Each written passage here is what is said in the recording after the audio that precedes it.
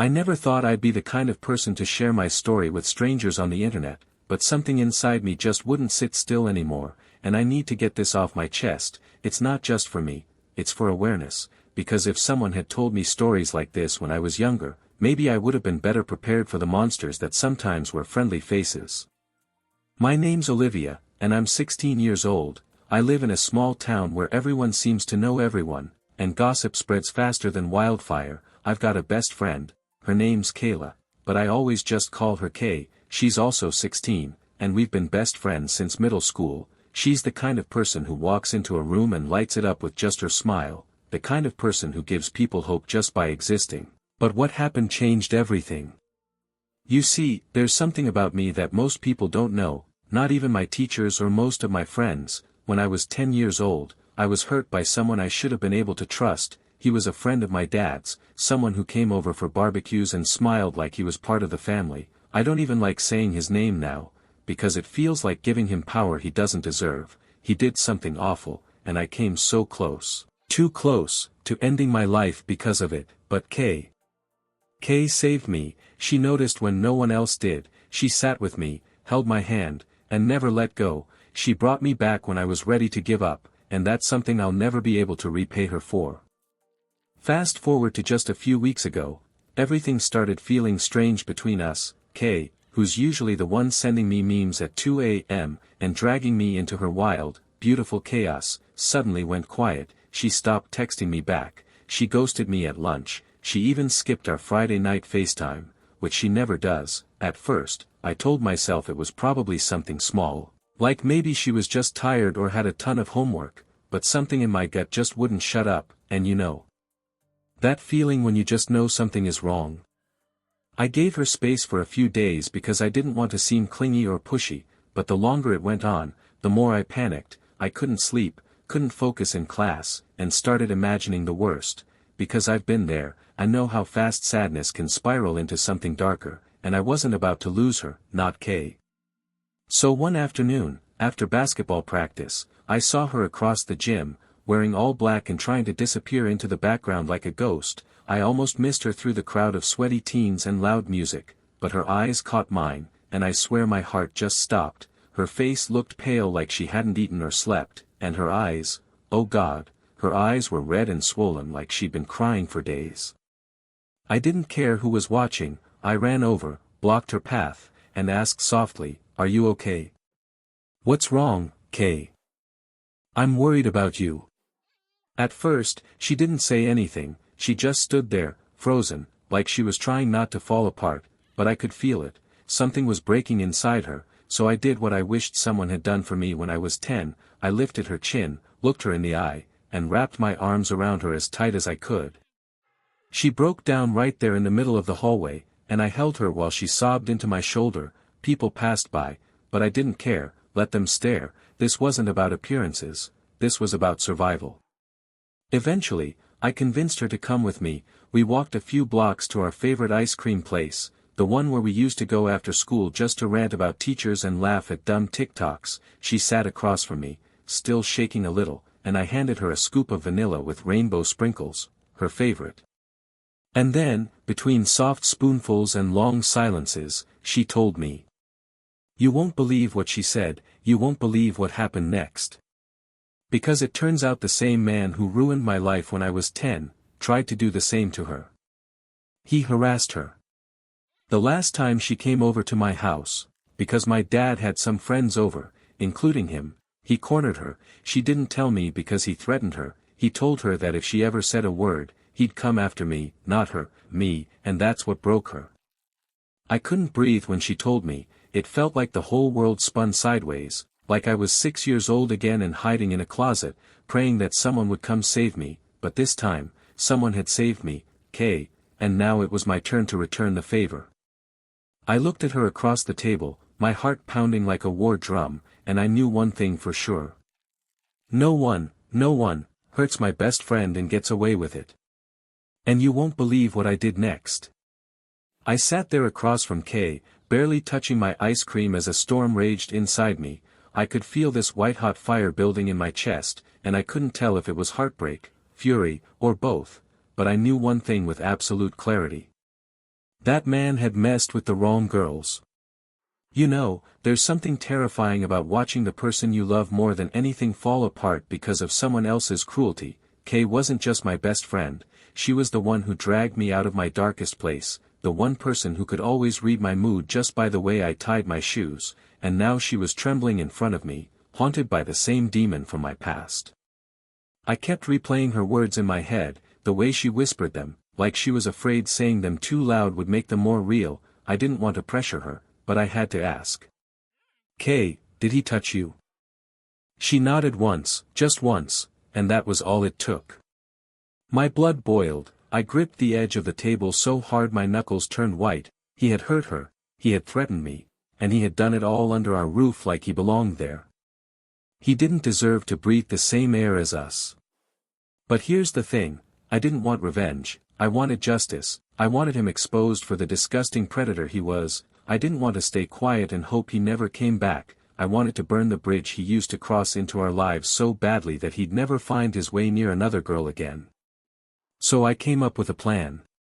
It wasn't legal, it wasn't normal, but it was smart. I took Kay's phone, not without asking, of course, and I told her what I was going to do. I was going to pretend to be her, I would message him, just enough to see if he'd take the bait, just enough to lower his disgusting guard. Kay was scared. She begged me not to, but I looked her straight in the eye and said, we don't have to be scared anymore. He made the mistake of thinking we were weak, but we're not, we're going to take back our power. And so I did it. I started texting him from her phone, using the kind of messages that made me want to throw up as I typed them. I kept it vague, but flirty enough that he'd think she was still scared and confused, exactly the way these creeps like it. My hands were shaking the entire time, but I kept going. I needed to know. I needed proof. It didn't take long, a few gross emojis later, he started talking back. At first, it was subtle, little innuendos, hints, but then it turned ugly. And then he sent it. You won't believe this, but he actually sent a photo, that kind of photo. I dropped the phone like it was on fire. I wanted to scream, I wanted to run, but I didn't. I picked it up with the tip of my sleeve, scrolled back, took screenshots of everything, and airdropped them to my own phone. It was worse than I imagined. It wasn't just creepy, it was criminal. And I wasn't going to let it stay hidden. I didn't hesitate. I sent the screenshots to everyone I knew, every friend, every classmate, every adult I trusted. I even posted a carefully worded story on my social media, just saying, some monsters don't hide under beds, they sit at family dinners, be careful, be loud. But that wasn't enough. I sent the files to his boss, who also happened to be my dad's boss. Yeah, it was risky, yeah, I could have gotten in trouble, but I didn't care. People needed to know who he really was. Within hours, everything exploded. My phone lit up like a Christmas tree, messages, calls, people asking if it was real, people thanking me, people furious, shocked, disgusted. The screenshots spread like wildfire. And then came the call I was dreading, my dad. He was livid, but not at me. When I answered the phone, he didn't yell, he didn't ask questions, all he said was, "Where is he?" I'll never forget how calm and cold his voice sounded. I told him what happened, everything, about Kay, about me, about the texts, about the photo. He didn't interrupt once. When I finished, there was a long silence on the other end. And then he hung up. I knew where he was going. You won't believe what happened next. That night, the man ended up in the emergency room with a broken nose and a fractured rib. My dad didn't even try to deny it. He showed up at home later, wiped blood off his knuckles with a dish towel, and said, "You're grounded for hacking someone's phone, but I'm proud of you." That was the first time I saw my dad cry since I was little. He hugged me like he'd never let go. And I realized, maybe we weren't as alone as we thought we were. But the story doesn't end there. The fallout was just beginning, and the consequences? Oh, they were glorious. If you've ever watched someone get exactly what they deserve, I mean really deserve, then you know the feeling I had the next morning. It was somewhere between pure satisfaction and total disbelief. Because the fallout? It wasn't just loud, it was nuclear.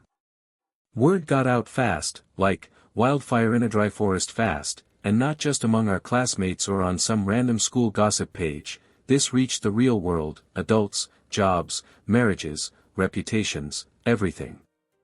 That man, that monster, who used to sit around our dinner table laughing with my dad, who once brought us birthday presents and called himself Uncle Rick even though he wasn't really anyone's uncle.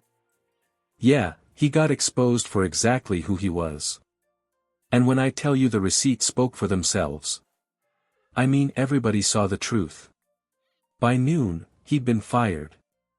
Not suspended, not placed on leave, fired. His company didn't even blink. They saw the screenshots, and boom, out the door, security escort and everything. My dad later told me his boss barely let him explain before he said, "He's done, we don't protect predators." That line stuck with me, we don't protect predators. I wish more people believed that. But it didn't stop there. Oh no, this was only the beginning, because guess who else saw the evidence? His wife. She called my dad in tears, she apologized, to us, said she had no idea, said she found other messages, hidden files, stuff we didn't even know about. It made my stomach turn, but what she did next? Absolute legend move. She packed his stuff, changed the locks, filed for divorce, and filed for full custody of their 2 kids. And guess what? She got it all. The house, the car, the savings, the kids, the peace of mind. She told the judge she didn't want her children growing up near someone who preyed on teenagers, and I couldn't agree more. She looked like a broken woman when this started, but when I saw her in court a few weeks later, she looked like a warrior, like she had shed 1,000-pound weight off her soul. I still get goosebumps thinking about it. But even with all that justice raining down, Kay and I weren't exactly fine, not yet. You see, exposing someone like that is one thing, but healing, that's a whole different battle. At school, people looked at us differently, some with admiration, some with pity. There were whispers, of course, rumors, questions. I hated it. I hated the way Kay flinched when someone asked if she was okay. I hated how she avoided the hallway where we first met, or how she couldn't even look at a photo of us from that night. So I did something I'd never done before. I asked my dad to help us find a therapist, someone who could help us actually process all this. And for once, it wasn't awkward. He just nodded and made some calls. A week later, we were sitting in this soft, warm office that smelled like lavender and safety. Kay clutched my hand so tightly I thought it might turn blue, but she didn't let go. We talked, we cried, we even laughed a little, believe it or not. Because the thing about healing is, it's messy, it doesn't come all at once, it comes in pieces, in the way Kay started texting me good morning again, or how I saw her wear her favorite hoodie for the first time in weeks. Little victories, tiny signs that maybe, just maybe, we'd make it out of this stronger than before. And somewhere in the middle of all that, somewhere between the court dates and therapy sessions and quiet conversations under streetlights, I realized something that scared the life out of me. I didn't just care about Kay as my best friend anymore. I loved her. Like, really loved her. It hit me like a punch to the chest one day when we were lying on her bedroom floor, talking about absolutely nothing, and she laughed, that laugh, the one that used to echo in the hallways and now only came out in private. And I thought, that sound is everything to me. But here's the thing, I didn't know if I should tell her. I didn't want to confuse her or make her feel pressured, especially after everything she'd been through.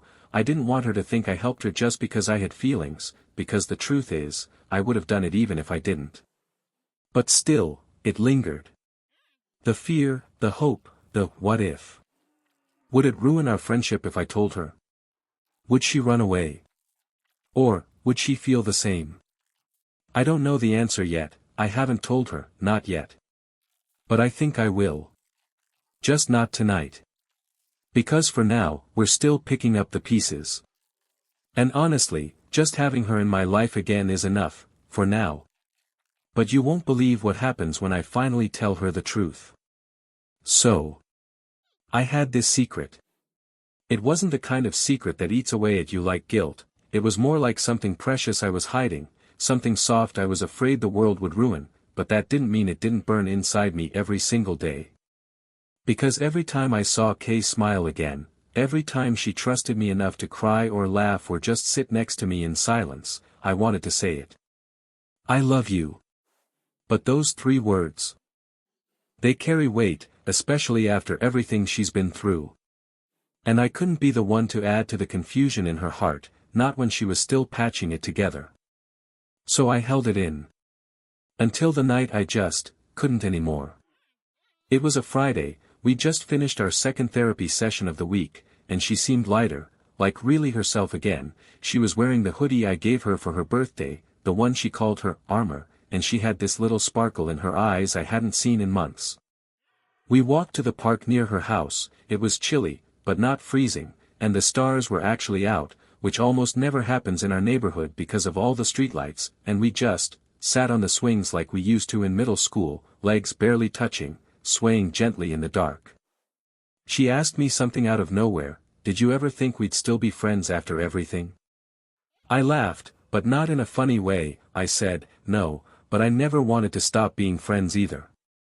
Then she went quiet, like, dead silent, the kind of silence that says say it now or never. So I did. I took a breath, closed my eyes, and said it all. I told her how I felt, how I'd been falling for her for a long time, maybe since the first time she pulled me out of my darkest place when we were kids, how I didn't help her because of some secret agenda, but because I couldn't imagine my life without her in it, how every version of the future I saw had her standing next to me. And then I held my breath. I thought maybe she'd freeze, or maybe she'd smile and let me down gently. But you won't believe what she did next. She reached out, took my hand, and started crying, not sobbing, not falling apart, just quiet tears, gentle, like a wave crashing in slow motion. And then she said, "I was scared you'd never say it, because I didn't know if I was allowed to feel the same way." I swear my heart stopped right then and there. She said she hadn't been ready to admit it to herself before, that everything was so raw and tangled, she couldn't tell if her feelings were real or just comfort in disguise, but the way I showed up for her. The way I stayed, even when she pushed me away, that told her more than words ever could. And she told me she loved me too. I can't even explain what I felt in that moment: relief, joy, fear, adrenaline. Like every emotion I'd ever bottled up just burst out at once. We didn't kiss or anything dramatic like that, because honestly, that wasn't the moment for it. Instead, we just sat there on those rusted old swings, our fingers interlaced, and let ourselves be. 2 girls, a mess of trauma and healing, sitting under a sky full of stars they didn't believe they'd get to see again. But here's the thing, saying, "I love you," didn't magically fix everything. We still had hard days. Kay still had nightmares sometimes. I still had moments where I'd hear a voice or smell something familiar and feel like I was 10 years old again, frozen in fear. But we weren't alone in it anymore. We were healing together. We even made a rule: no pretending. If something hurt, we said it; if we needed space, we asked for it; and if we were scared, we admitted it, because silence had almost destroyed both of us once, and we were done letting it win. We kept going to therapy. We started journaling together, sharing poems and random thoughts. It was weird at first, but it helped us speak without fear. Sometimes we'd write things we couldn't say out loud, and that vulnerability made us even stronger. At school, people slowly started moving on, the whispers died down, new drama replaced ours, and we were grateful for that. Flying under the radar was a blessing. My dad still checked in constantly, way more than he used to. He'd bring us snacks randomly or leave notes that said, "Proud of you," and yeah, it was kinda cheesy, but honestly, I lived for it. Even Kay's parents, who had been distant at first, started coming around again. Her mom hugged me one day and whispered, "Thank you for bringing my daughter back." I nearly cried on the spot. But the most important part of all this? We gave ourselves permission to feel joy again. We let ourselves laugh at dumb memes, dance in the kitchen, talk about the future, not the kind of future that's terrifying and full of what-ifs, but the kind where you dream about college dorms and road trips and the freedom to just be.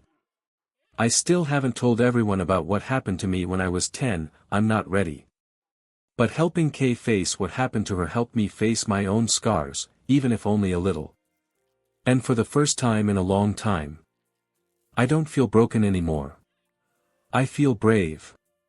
But don't go anywhere yet, because what happened next nearly shattered me all over again. So, you probably thought this story was over, right? We confronted the monster, we stood together, we healed, we even said, "I love you." But life has this way of throwing one last curveball when you finally think you're safe. It started with a phone call. It was a random Thursday evening, and Kay and I were curled up on the couch, watching some terrible reality show and trying to decide if popcorn counted as dinner. My phone buzzed. It was my dad. "Hey, kiddo," he said, voice tight, "are you home?" Immediately, I knew something was wrong. You can hear it in a parent's voice, you know. That fear they try to swallow down to sound calm, but you can feel it anyway. "I need you and Kay to stay inside tonight," he said, "don't answer the door, lock up." I asked him what was going on, but all he said was, "I'll explain later, just promise me." I said yes, of course, and hung up with my heart pounding. Kay's eyes were wide. Was that about him? I didn't want to jump to conclusions, but deep down, I already knew. The guy, the one who hurt both of us, had gotten released on bail. Not only that, but word had gotten around that I was the one who exposed him. I guess someone from school had snitched, maybe hoping for attention, maybe just being cruel. Either way, he knew, and he wasn't taking it well. My dad came home not long after, slamming the door behind him and immediately checking every window. He looked like he hadn't slept, like the weight of everything he tried to protect me from was crashing down all at once. And then he sat me down and said something that will stick with me forever. "You did the right thing," he said, "but sometimes doing the right thing puts a target on your back. I need you to understand that I will protect you with everything I have, but I need you to stay strong, too." That night, I didn't sleep. I laid in bed next to Kay, watching the shadows move across my ceiling, wondering if we'd ever feel safe again. I kept thinking, what if he shows up?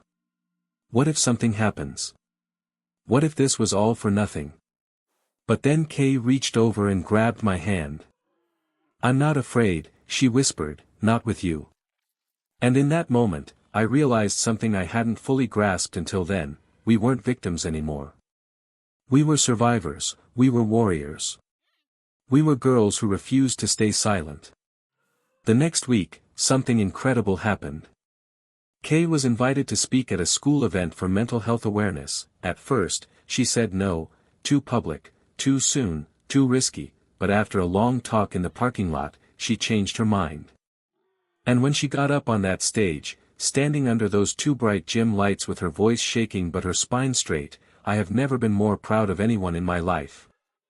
She didn't name names, she didn't point fingers. She just told the truth. She talked about silence, about fear, about what it feels like when your world crumbles and someone reaches out a hand to help you stand again, and she made people listen. After that, everything started to shift.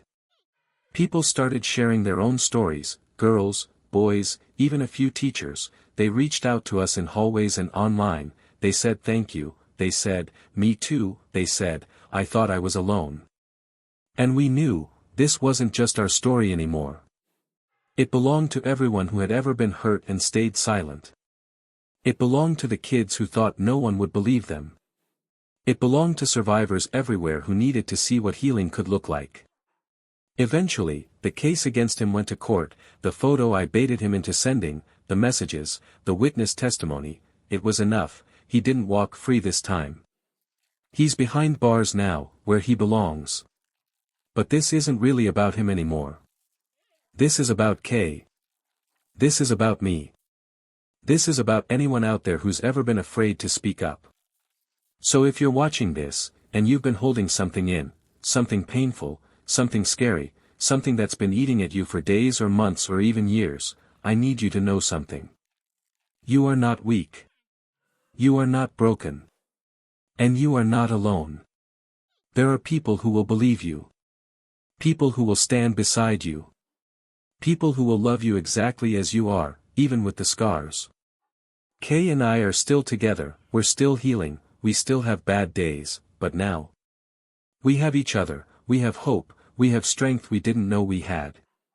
And we're not going anywhere. This is your sign. Speak up. Ask for help. Tell your truth. Because you won't believe how powerful your voice can be, until you finally use it.